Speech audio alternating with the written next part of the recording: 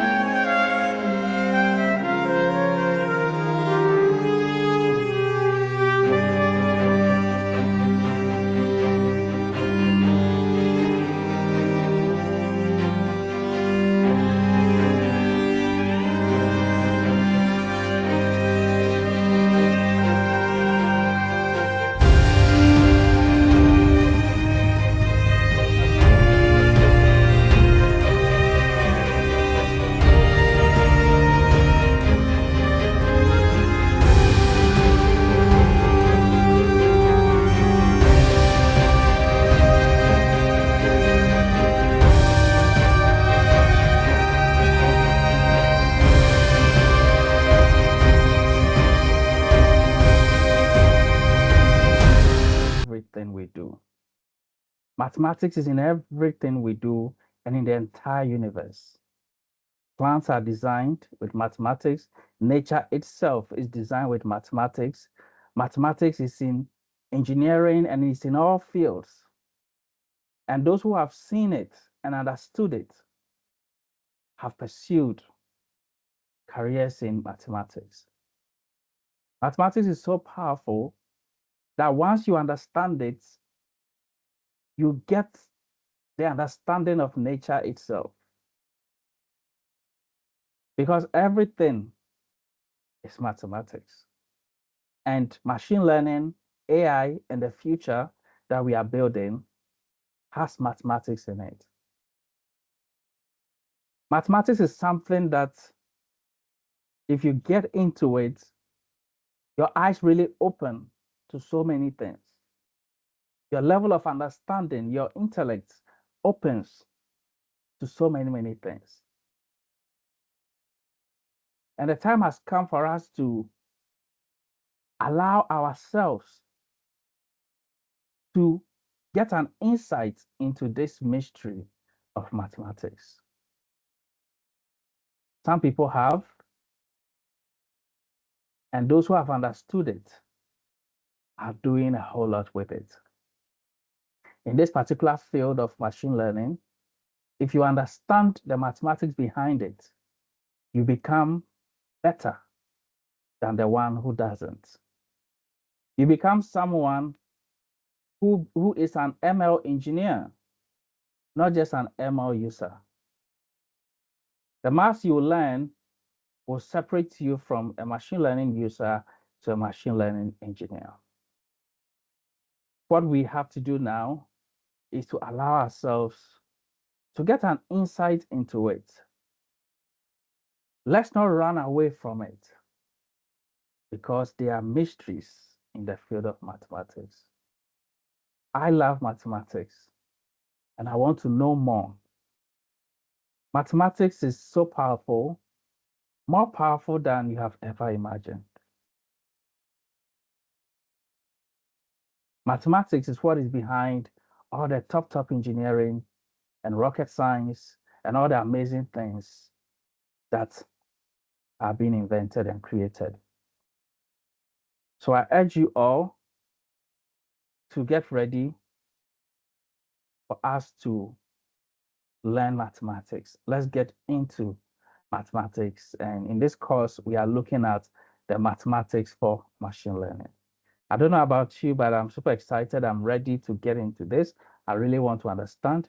And today's lesson, we will talk about the why of mathematics, and then we will start with a basic concept in mathematics, and we will build up from there in our next lesson. So if you're ready, let me see ready in the chat, and we will get started.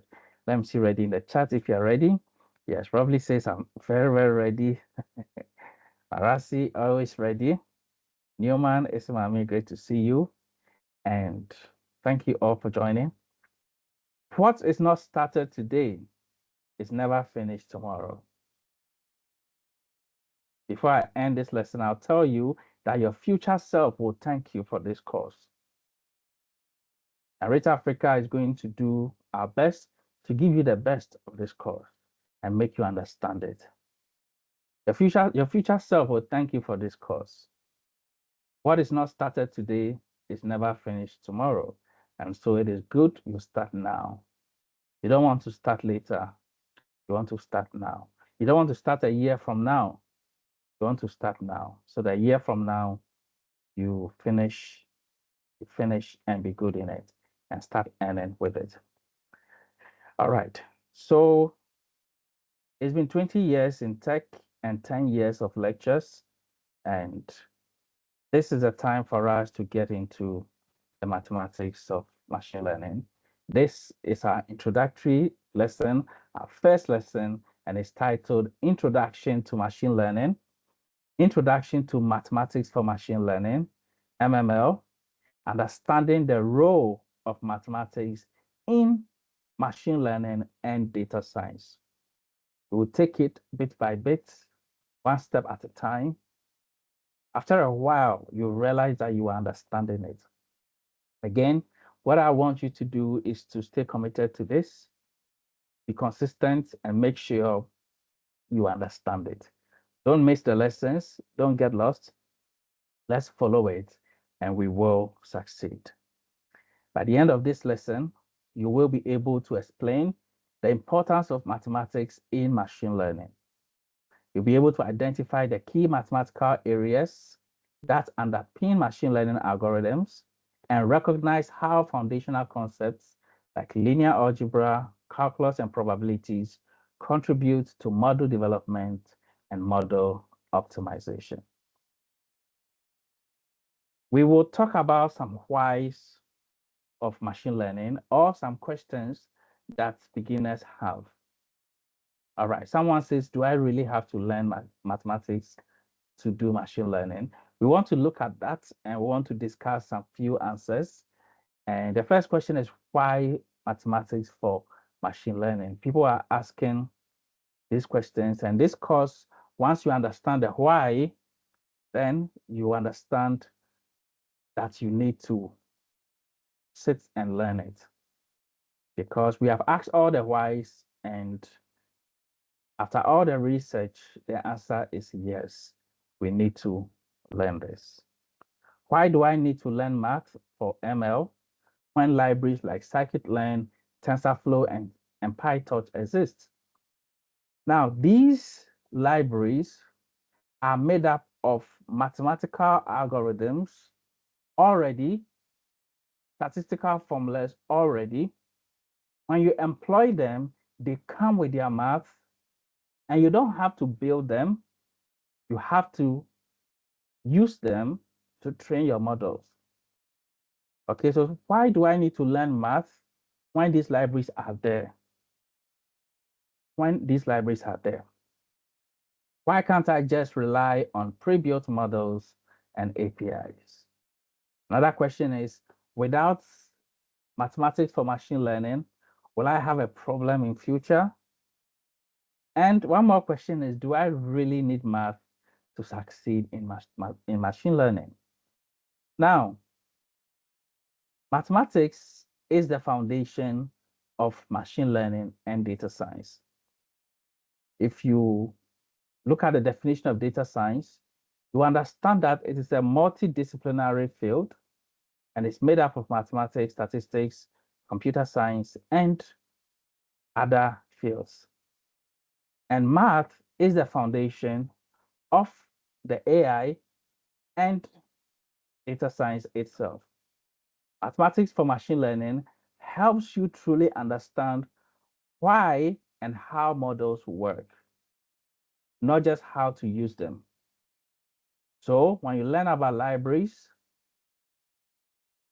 you learn when to choose a library or when to choose an algorithm to train a model. But when you understand the math behind it, it gives you the why and the how the model works, so that it becomes very easy for you to know how to use the right model.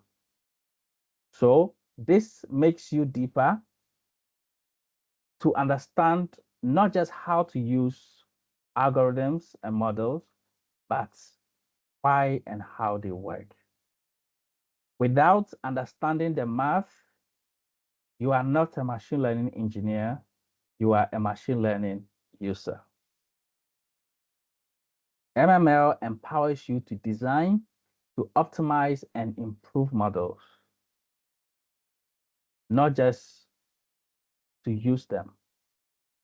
And so in this particular course, once you understand the math behind it, you know how to design the models effectively, not just use them. So to be a machine learning engineer, you need to understand the math behind it, not just become a machine learning user. So I don't know if you want to be a machine learning user or a machine learning engineer. If you want to be machine learning engineer, then it is good to take steps to understand the math behind it. When you hear serious data scientists and machine learning engineers, When you hear them speak and you see how they speak the math of machine learning, you really get an idea of how intelligent and how smart they are. That will make a difference. Understanding the MML helps you identify when your model is wrong and why it is failing. So when you build a model and it's not working, the math understanding will help you to get an idea of why it is not working. The lack of math will limit your creativity and innovation in the field of machine learning. Obviously, anyone who has taken this course is much better than anyone studying data science or machine learning who has not taken it. Again, we are going to take it one at a time, step by step, and help you understand it. And those who will advance to deep learning and neural networks and transformers, this will help you build a solid foundation to be able to understand it. Advanced topics like deep learning, optimization, and reinforcement learning requires strong math skills to master and excel. Sometimes you hear and you see someone teaching deep learning and LLMs, and you want to watch the tutorial and understand it, but you realize that how they are teaching, what they are talking about is beyond the scope of your understanding. This is what will bridge the gap and help you build that foundation to understand it. When it comes to interviews and ML job roles, mathematical understanding will be tested before making hiring decisions. All right. And so this is very, very good to let you stand out from those who do not have it. So let's do our best to get the understanding. And again, we are going to take it a step at a time and we are going to understand it. All right. That is what we promise you. Someone says that, do I really need a math to succeed in machine learning? And finally, the answer is yes. Is yes. You can do your research. You can find out whether you really, really need a math. Now, you don't have to be a mathematician. You only need to learn the math for machine learning because we have ML practitioners who practice ML in the field of business, and we have ML researchers who design algorithms. Those researchers, of course, need to become mathematicians and do a whole lot. You don't need to be a mathematician or do too much math to succeed in machine learning. But we have some basic mathematics that we need in the field and we need to understand them. And again, like I said the last time, this training is designed for those who truly want to practice data science and machine learning and gain a deep understanding of the field.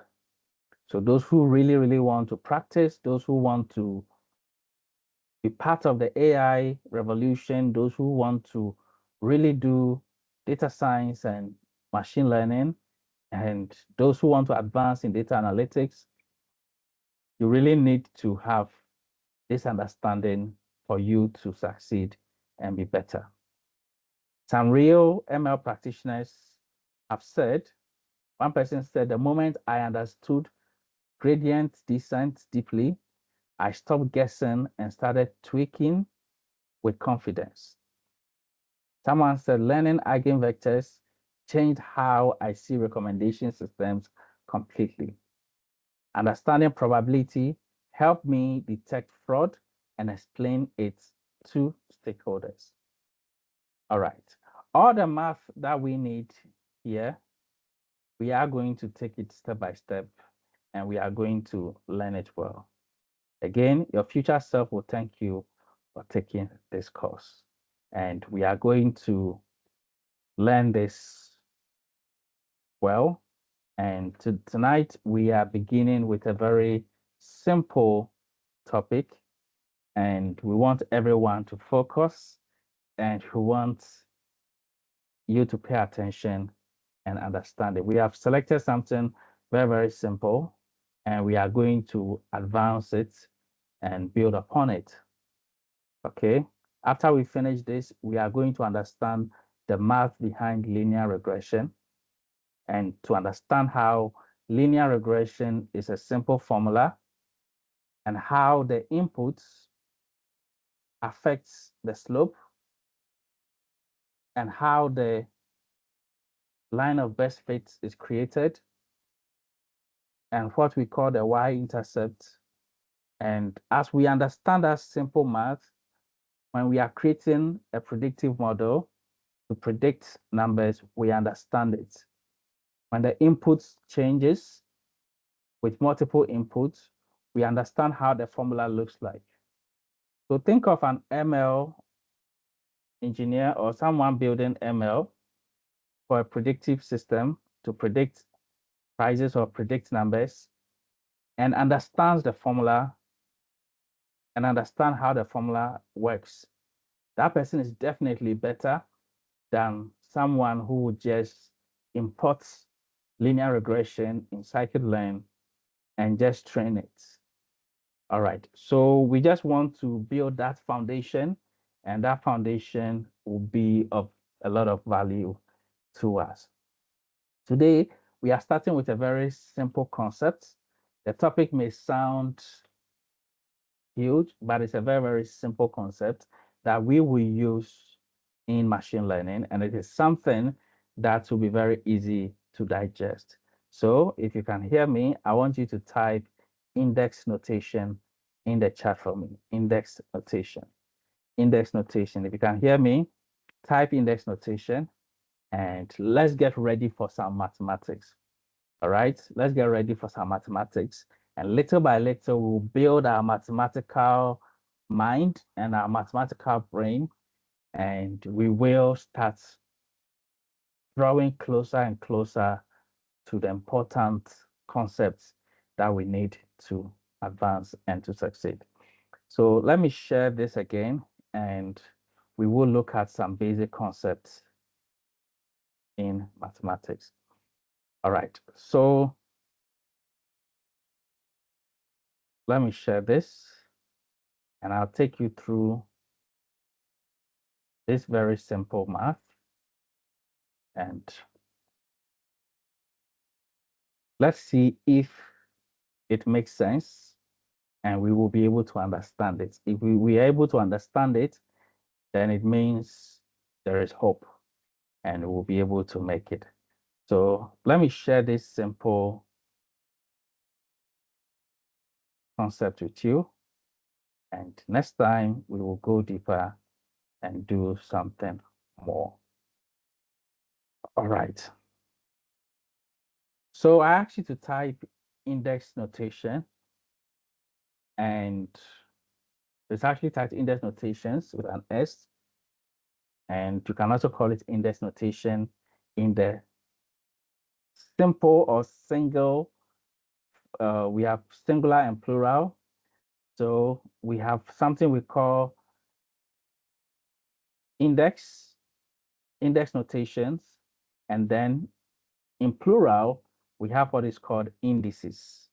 All right. So if you are saying index notation or index in plural, you have to say indices. All right. So over here, we are talking about something called the index form or the index notation. And this is a simple way for writing numbers. So this is very, very basic math and a very simple way of writing numbers in what is called the index form. So when you are asked to write in the index form, you have to go about it with the concept we are about to discover here. Now, indices provide a compact algebraic notation for repeated multiplication. So this is just a way of writing repeated multiplication. And this math is something that is very simple that everyone understands it. I know everyone knows it already because this is basic mathematics. But then there are some laws that govern this type of index notations that we will look at, and it will help us to build upon the concepts that we are looking at to solve very important problems in MML. All right. It is much easier to write 3 raised to the power 5 than to write 3 times 3 times 3 times 3 times 3. This is the index form, and this is simple math. All right, this is simple math that everyone here understands already. So when you see this, it is just a form or another way of writing this. And so in mathematics language, instead of writing all of these, it is easier or best to write 3 raised to the power 5. Now, when I say 3 raised to the power 5, does it make sense to you? I mean, everybody knows this, right? Everybody knows this. So this is just the basics we are looking at, and we will look at some laws governing it, and then we will build on top of that later on. All right. Now, if I give you 2 raised to the power 4, this is the index form of 2 times 2 times 2 times 2. So 2 raised to the power 4 is the index form of this. I believe this is easy and everyone understands it already. All right. I want someone to write 6 raised to the power 3. How would you write it? 6 raised to the power 3. Or let's do 6 raised to the power 4. All right. Add 1 to it. 6 raised to the power 4. How would you write it? All right. All right. So how would you write it in the repeated multiplication form? So in repeated multiplication, 6 raised to the power 4 will be 6 times 6 times 6. All right. Now, the 4, as in 2 raised to the power 4, is referred to as the index, and the 2 is referred to as the base. So once you see this notation, mathematically, this 4 is referred to as the index, and then the 2 here is referred to as the base. Next time when we mention the base, you should know what we are referring to. Okay, so when you look at this, which one is the base and which one is the index? 3 raised to the power 5, which one is the base and which one is the index? All right, so 3 is the base, and then we have 5 as the index. Thank you, Newman. Thank you. Thank you. All right. Now, an index tells you how many of the base number to multiply together. All right. So this is very, very simple, and everyone understands it. Understands this. We are going to use this to build a foundation to move into some advanced concepts, but these basic foundations need to be clarified. So anytime you see a raised to the power 3, it means a times a times a. It is multiplied 3 times. When you see a raised to the power 6, we understand it that it is a 6 times, multiply 6 times, and a raised to the power 7, of course, multiply 7 times. And a raised to the power n means it is multiplied n times, where n is not given. Okay, or where n is the index and a is the base. All right. Again, to say index in plural, you can say indices. So that is why this course is titled indices, or this lesson is titled indices. It refers to index notations. This is also called the exponent. So the n is also called the exponent. And an index can be positive or negative or a fraction.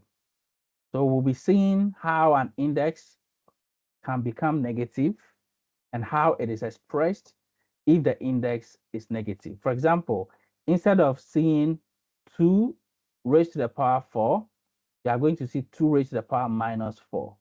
When you see 2 raised to the power minus 4, what does it mean? Or how is it represented? Because this is a simple mathematical representation of 2 times 2 times 2 times 2.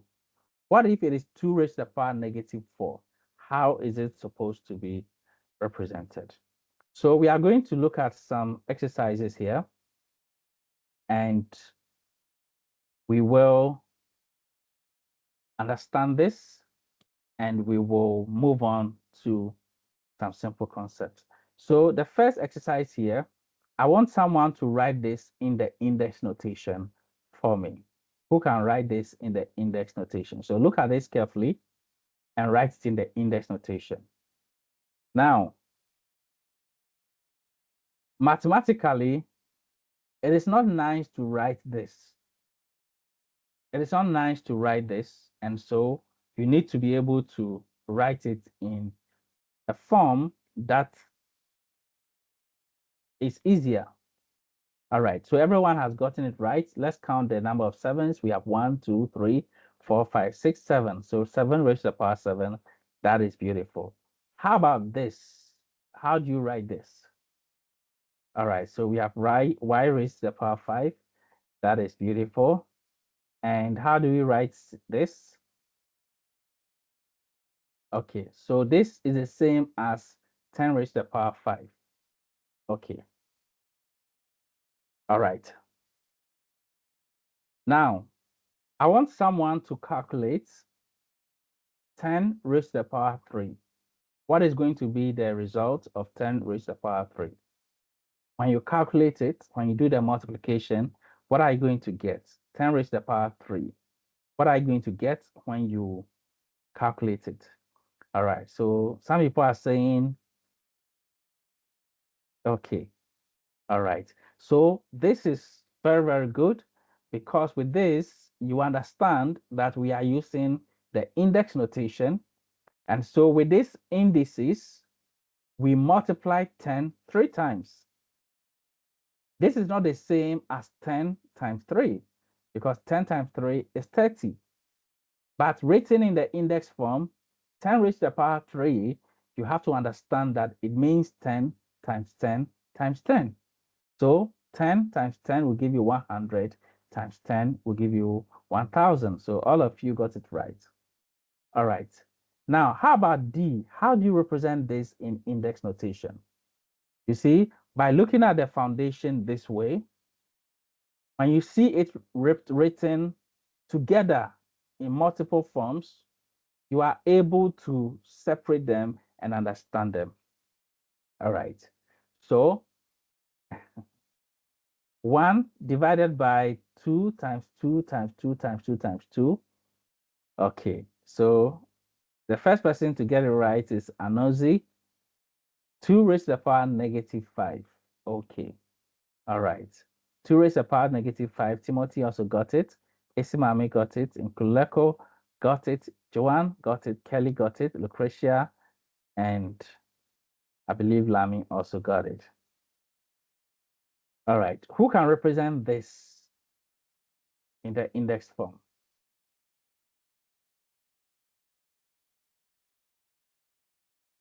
Okay, so let me see your answer in the chat.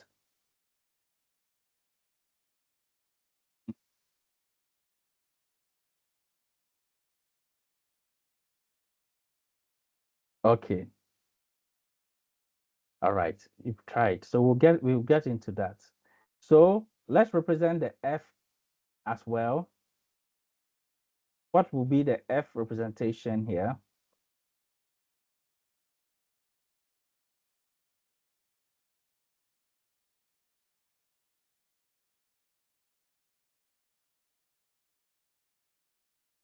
Okay, that's beautiful. 10 raised to the power negative 7. All right. So next time when they give you 10 raised to the power negative 7, you will know how to represent it in this form. All right. How about the G? How would you represent the G here in index notation? How would you represent this? Okay. All right. Some of you are really, really good. Okay. That's wonderful. All right. So let's look at the laws of indices. Let's look at the laws of indices, and we'll talk about 3 laws today. And once we understand this concept, you will see how gradually it progresses into math that may look complicated, but it is very easy to understand because you have seen the foundation. All right. Now, the laws of indices. All numbers written with indices obey the same laws. And so we'll look at a number of laws, and we'll start with the first one. So all numbers written in the index notation, they all obey the same laws. And as we look at the laws, you will see how you can apply the laws to different types of mathematical representations. So let's look at the first law of indices. Now, when you see a raised to the power 3 times a raised to the power 2, it is definitely the same as a times a times a, making this part times, which is a times here, a times a. And this can be rewritten as a raised to the power 5. That same way, the law says that if you have a raised to the power 3 times the same base raised to the power 2, then you can just add the indices. So when you see a raised to the power 3 times a raised to the power 2, it is exactly the same as a raised to the power 3 plus 2 and a raised to the power 5. This is the first law. When you look at this, it is the same thing, 4 plus 2 to get a raised to the power 6. This gives the first law of indices, and this is known as the product law. Please type product law in the chat for me, product law. All right. So this is very simple. And again, this is very simple math. And understanding it will help you move it into something complex and solve complex challenges. All right, let's look at a raised to the power m times a raised to the power n. The law of indices, because they have the same basis, it says you can take the base and then you can add the indices. All right. So when you are given this particular example here, a raised to the power 2, 2 raised to the power 2 times 2 raised to the power 3, you can simply write it as 2 raised to the power 2 plus 3. And it is 2 raised to the power 5. All right. So I'm giving you some simple examples, and I'll give you some to try, and we will see how that goes. Okay. Over here, we have 5 raised to the power 1 times 5 raised to the power 2. And so this will give us 5 raised to the power 1 plus 2, and is equal to 5 raised to the power 3. Now, 5 raised to the power 1 can also be written as simply 5. So when you see 5 times 5 raised to the power 2, it means you need to add the indices and get 5 raised to the power 3. All right, over here we have x raised to the power 2 times x raised to the power 3. We get x raised to the power 5. Now let's look at this over here. Let's look at this over here. And this right here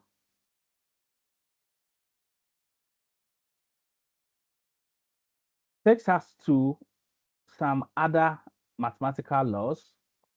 And when you see these parentheses here, it means you are supposed to multiply. So everything here is still under the product law, is still being multiplied. All right.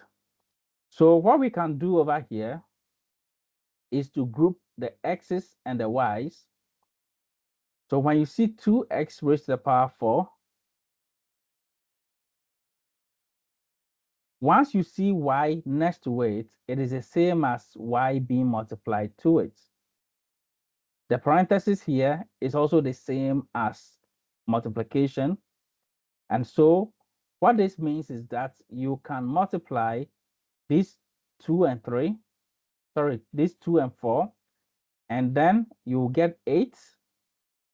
And once you have 8, you can also add the indices. We have 4 plus -2. So 4 plus -2 over here. And then when it comes to the y's, we have y raised to the power -3 times, it is multiplying this y, and then we have y raised to the power -6. Now, if you take the coefficients and you multiply them, here we have 1y and 1y, so we will still get y. Okay, we'll still get y. And then we have y raised to the power 6, and we'll add it to the -3. And so we have -3 plus 6. So together, when you add this, 4 plus -2, you get 2. And then -3 plus 6, you get 3. So you get 3, you get 8x squared plus y cubed. All right. So this is one example that we will be looking at, and we will be explaining situations when you see things like this. All right. Now, the second law here is called the quotient law. And the quotient law says that we have a raised to the power 5 divided by a raised to the power 3. This is the same as a as the base, 5 minus 3. And so when you are dividing, you will subtract. And so the final answer here becomes a raised to the power 2. So this is just a law that allows you to simplify the indices.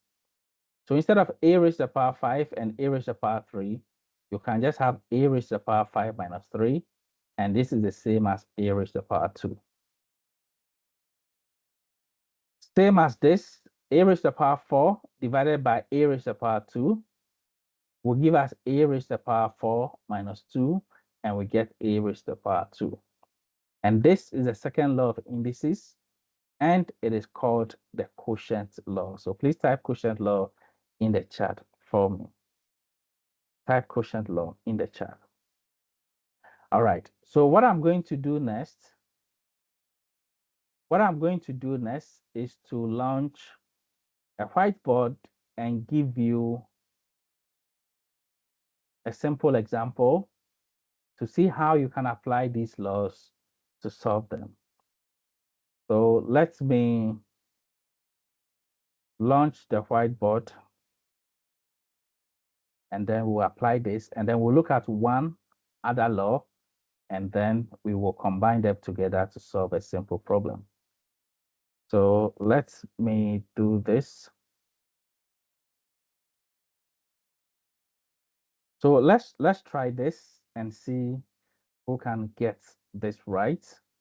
Again, we are looking at very simple concepts, and don't worry about how it's looking. You will get it, you'll get everything very soon. All right. So let's take this. I don't know if you can see, sorry.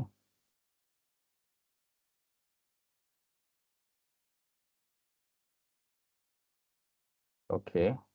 And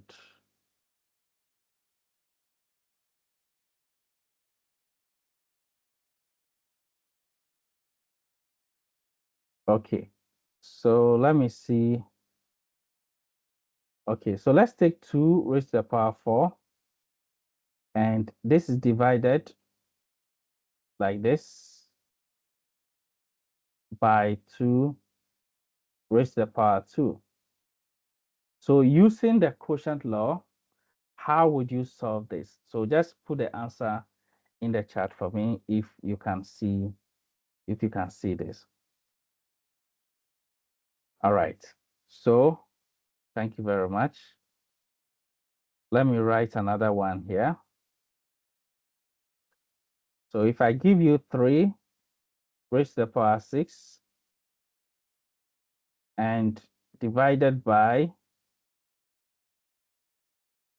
3 raised to the power 3, how would you solve this using the quotient law? And I want you to give me the final answer as well. Give me the final answer as well. I see 3 raised to the power 3. What is going to be the final answer?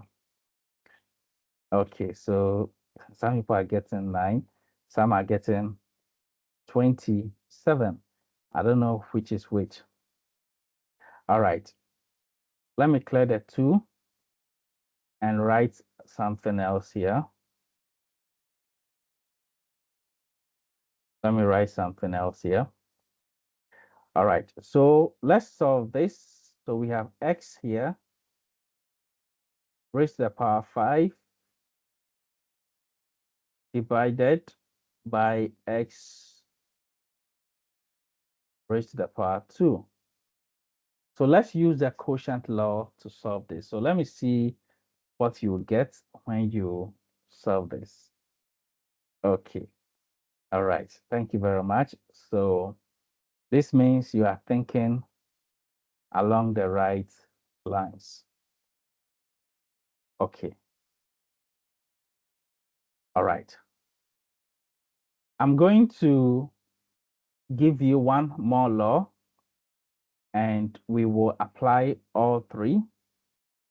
And this third law is referred to as the index law. So we've seen the product law, we've seen the quotient law, and then we'll look at the index law. Once we have all 3, when there's a problem, you should be able to think mathematically and apply the laws to solve them. All right, so let me give you the next law here called the index law. Let me share this properly. Okay. Now, this third law is called the index law.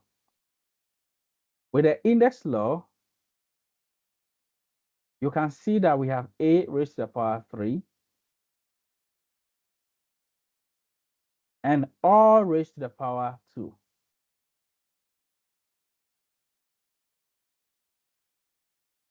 Okay. With this, if you apply the BODMAS law, you can see that we have a raised to the power 3 and all are raised to the power 2. So this is the same as writing a raised to the power 3 times a raised to the power 3.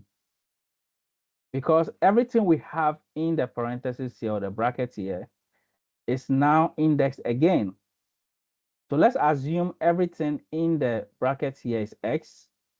We are going to get x raised to the power 2, which is the same as x times x. Now, in this case, x is a raised to the power 3 or raised to the power 2. And so this is going to be written as a raised to the power 3 times a raised to the power 3. Now that you have it this way, you can apply another law to solve it. What law do we apply to solve this? What law do we apply to solve this? All right. So the law we apply to solve this is called the product law. And so with the product law, how would you solve this right now? With the product law, how would you solve this? So this is going to be, you are going to add, thank you, V. All right. So this is going to be a raised to the power 3 plus 3. And you are going to get 6. Wonderful. All right. So this is the same situation we have here. A raised to the power 2 or raised to the power 4.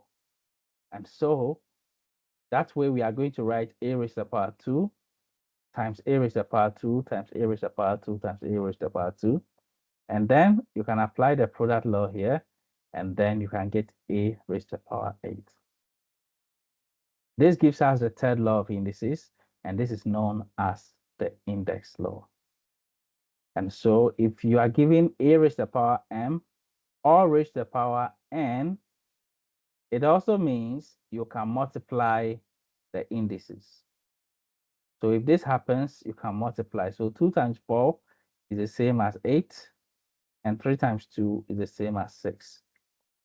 Or you can express it this way, and then you can add the indices to get the 6. All right. So there's a time you multiply the indices, there's a time you subtract the indices, and there's a time that you add the indices. All right. So these are 3 laws that we have seen, and we want to try some few examples. We want to try some few examples and see how we can apply them. All right. So let me share this rather, and then we will look at these few examples and take it from here.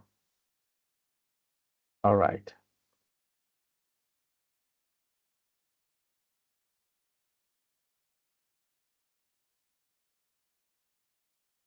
Okay. So I want you to solve.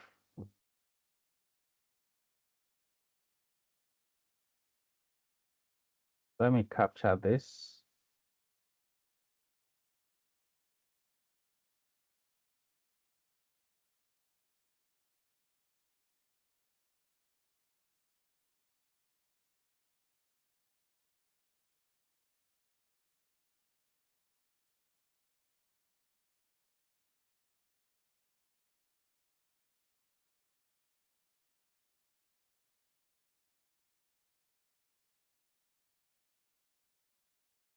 Okay. So if you have this, how would you solve this? So let me see your answer to this in the chat.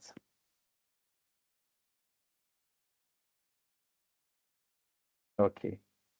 All right. So this is the application of the index law. Okay. I'm going to give you another one, and I'm going to see how you will go about it. So please pay attention to this.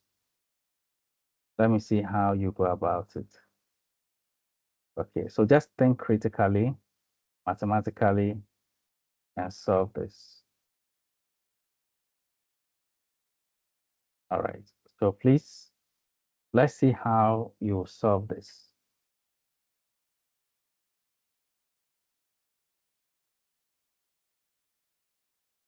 Okay, so let's start thinking mathematically.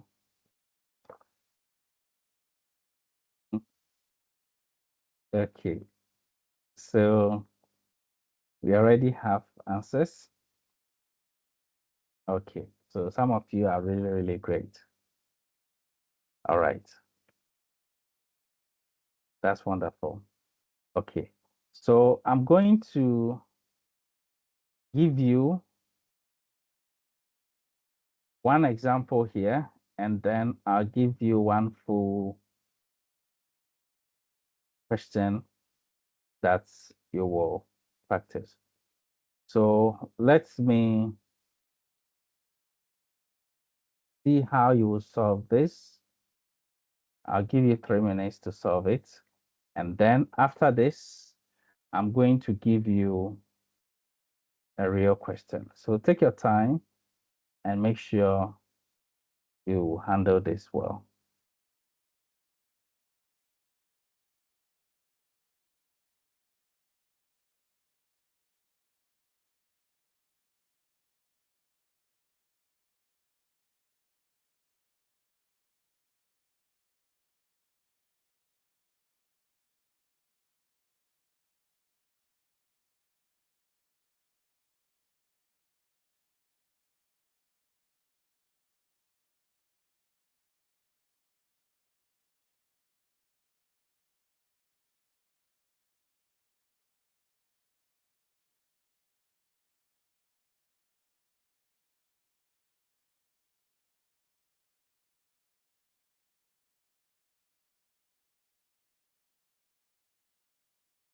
Okay.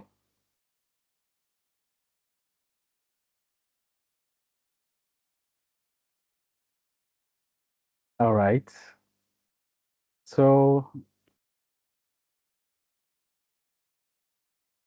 most of you got this right. Most of you got this right. And let me see those who got it right. Okay. That is wonderful. That is wonderful.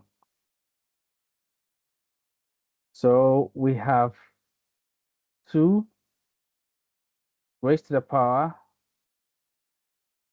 -2 times 8 times x raised to the power -8, then y raised to the power -6. So Timothy got it right. Timothy got it right. And all those who had the same answer got it right. Since you are not indicating the index, it may look quite different, but the answer is correct. So Timothy got it right. All right, so we have this second one. Let's see how we can apply 2 laws to solve this. Let's see how we can apply 2 laws to solve this. So I think some of you have gotten it already.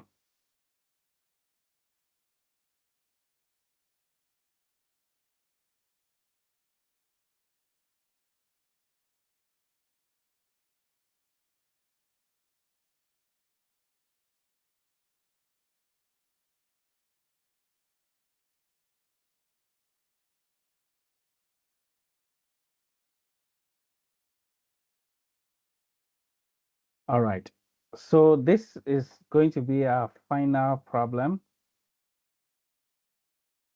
This is going to be our final problem. I want us to apply the laws we have studied so far to solve this.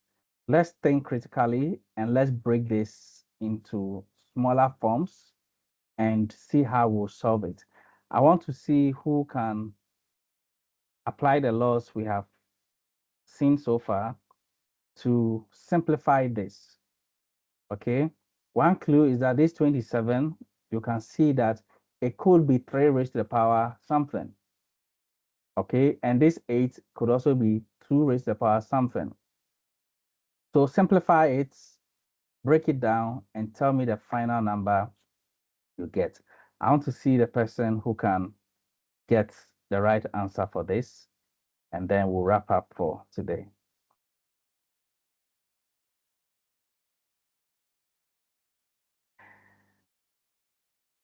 All right, so I can see how most of you are getting it right.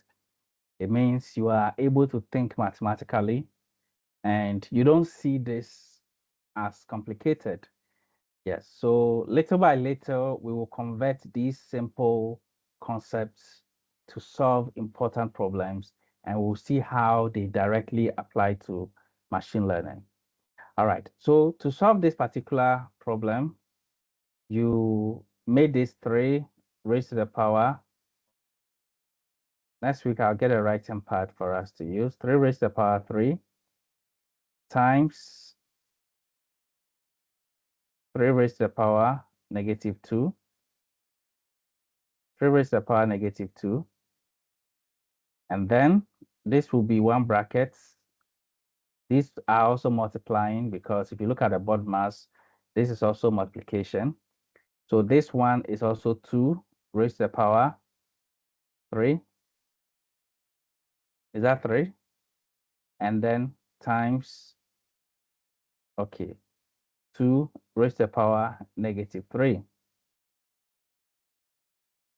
So we can apply one law to the first bracket. I could have used a bracket here.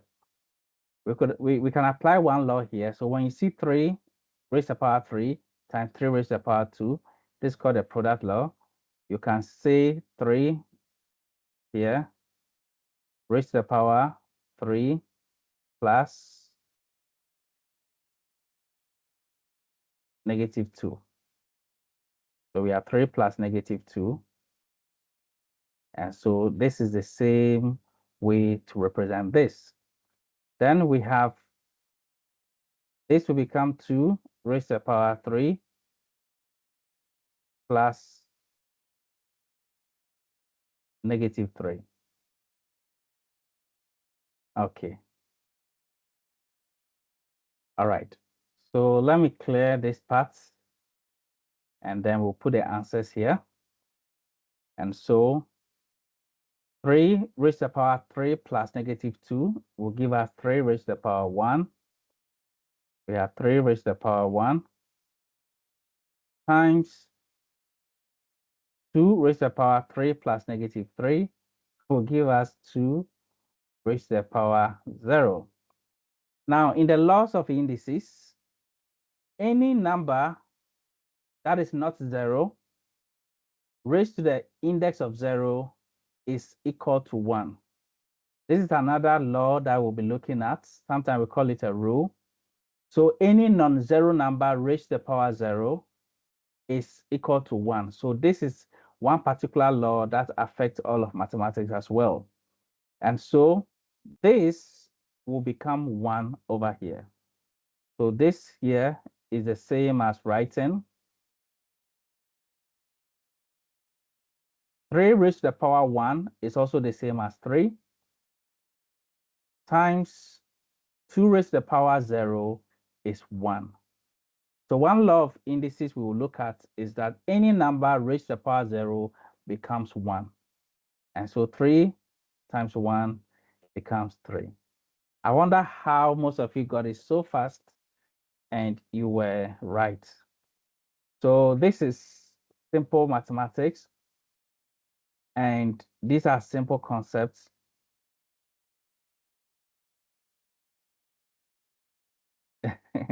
These are simple concepts that once we understand them, we will be able to apply them. Now, the maths we are going to look at, they build off with very, very simple concepts. Simple concept like this. And then they tend to look complex, but they are simple and they have simple laws that when you apply them, you get to solve them the right way. Yeah, so what I want to do is to let you start thinking mathematically and let us look at these math concepts. Very soon, you'll see how everything comes together and it fits together into machine learning perfectly. Yes, so this is a very, very simple concept called index notation or indices, and it is very, very basic. I'm sure all of you got everything right, but let it be a starter And next week, we will delve a little bit deeper, but then everything is going to be very understandable, okay? Very, very understandable. So we are going to make sure it flows well and you get it, you understand it, and everything is going to be fine. So let's build this understanding and we will get it. With consistency. Everything will be clear. With consistency, everything will come together and you will realize how these machine learning models use mathematics to become what they are, and it becomes very easy for us to solve problems that we encounter with certain models. Yes, so thank you for joining this first introductory lesson, and we will take it from there. I hope you have been reactivated, your mathematics has been reactivated. Some of you have not done any math in a very, very long time, but at least you've had some reactivation. And from here, we are going to build on to do some, do the machine learning maths that we need. Maths is very, very important, and it will help us to become better ML engineers. So thank you all once again. Thank you all once again, and we'll meet next week to continue the math class. Tomorrow, we will meet in the main machine learning class. So thank you, and I'll see you in the next class. All the best. Bye-bye.